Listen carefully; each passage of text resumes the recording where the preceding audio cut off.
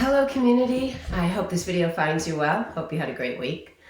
For this week's video, I'd like to talk a little bit about the impulse in the body and the sensation that we feel when we have a desire.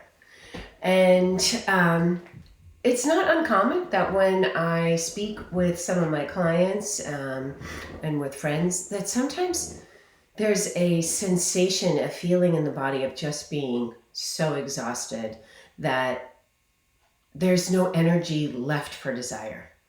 And as sad as this sounds, it's very, very common. So first of all, if you're experiencing that, and when I speak about desire, you might hear a little voice in your head that says, I'm just too tired to create, especially after, still being in the pandemic like we are. I just think that life is tiring sometimes, and if we don't know how to restore and innovate again, it's often a very common result is that we're left with a numb kind of feeling or just an exhausted, and we feel like almost like we're zombies going through life. So let me first start this by saying that before we go for thinking about what are our desires, if you are experiencing this inner exhaustion, I highly recommend and suggest that you allow your soma to go into the natural organic gesture of collapse.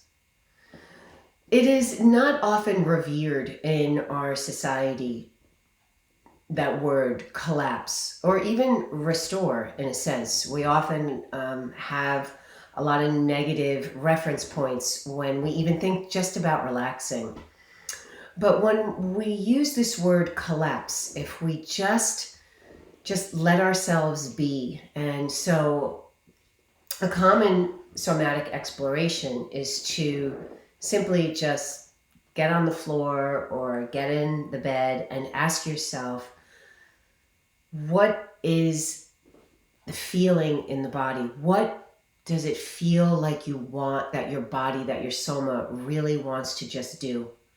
Does it feel like just laying on your side and curling up in a fetal position and allowing yourself, giving yourself permission to sense into the deepest part of your center and just allow yourself to collapse within? This does not have to be a dark, depressing experience.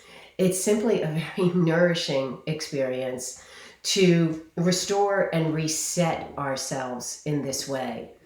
So I would say maybe set your timer for 20 minutes and allow yourself to rest either on your back or on your side, whatever is comfortable for you, with the intention of going within and sensing the natural, organic, visceral sensations of your body's energy.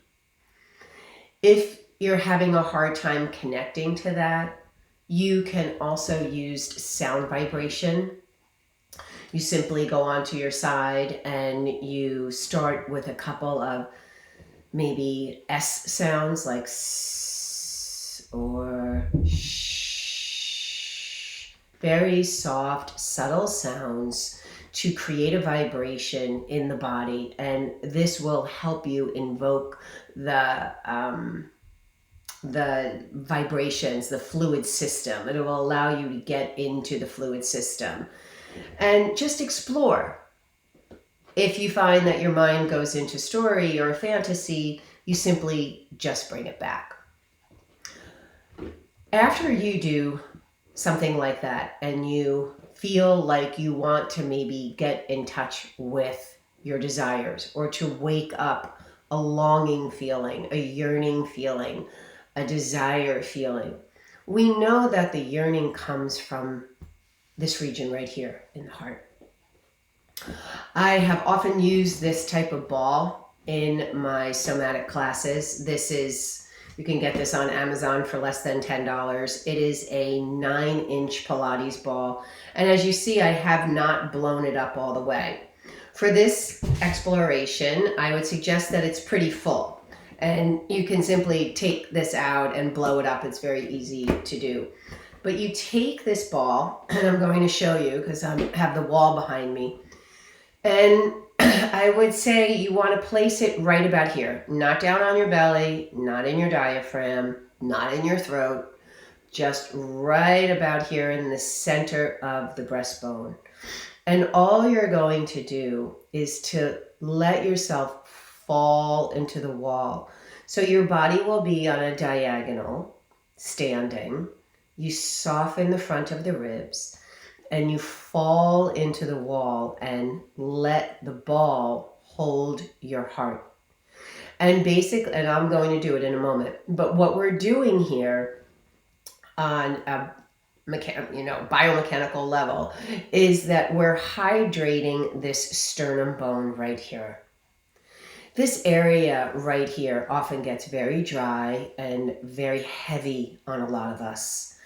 And you can simply begin this exercise with a few palpations or just massage, little trigger points. If you take your fingertips and if, say my zipper is my breastbone, I go with my fingertips in little circles up and down from the collarbone, right? The collarbones that go across and they come together here. You have your breastbone here. And all these rib points, they go into the sternum and there's soft tissue in there. It's called the intercostal muscles. And you just want to see if there's tender points there. It's not uncommon that there is tender points here. So give yourself a little massage. You can thump your thymus gland, which is wonderful to rejuvenate the body on an energetic level. But now I'm going to go over to the wall. I'm going to fall into the ball. And as I breathe, there is sort of this lofting feeling that we want to get in the sternum. The sternum is a floating bone. We want it to float again. And oftentimes it's very down. It's very, we restrict ourselves. We clamp down on ourselves. And not only is this not great for creating this sensation of a desire in our body, a yearning to go forward, but it causes havoc on our digestion.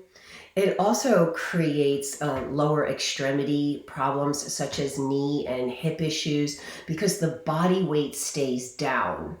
And when we walk, we want this area to be falling forward instead of just sending the leg forward and the spine stays behind. So if you took my psoas class, we talked about this in the sense that the psoas, the deep core muscles of the body here, they want to move forward. They want to fall forward as we walk. And walking really begins right behind the heart. Right, so I'm just going to show you exactly what I'm talking about. Take the ball. I'm going to put it against the wall. And I'm just going to, hope you can see me. I'm on a diagonal. My legs will stay straight. My eyes will look straight ahead. And I'm going to put the ball right on the wall and breathe. So maybe I'll face this way. And I use this ball to remind my sternum and heart to float. And just a couple of breaths. Hands can stay by your sides.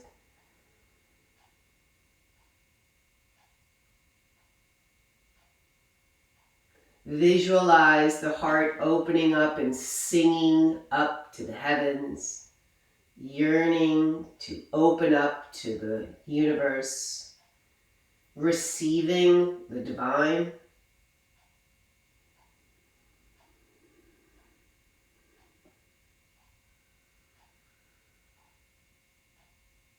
Not too much pressure with your breath. But again, I would say stay there for maybe 5 minutes. And then when you come off the wall, you will have this sense of this area floating. Not shoving my ribs out, that's different. That's arching my back.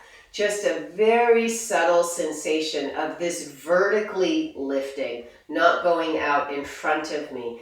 And when the floating bone of the sternum floats, you will feel in your body the lifting of the third eye.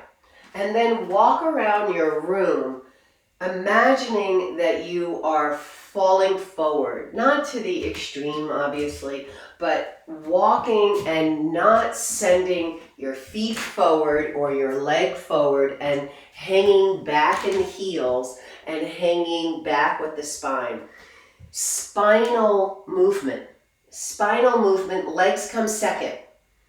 And just explore walking around and exploring this type of walking. We call this psoas walking, but it's also to take pressure off your sacrum, allow the sternum to float, and eventually you will feel the lifting of the third eye.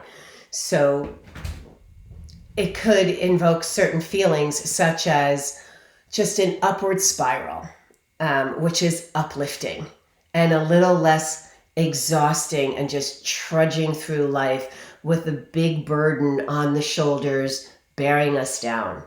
So I hope you play with this, and if you have any questions about it, as always, please write in.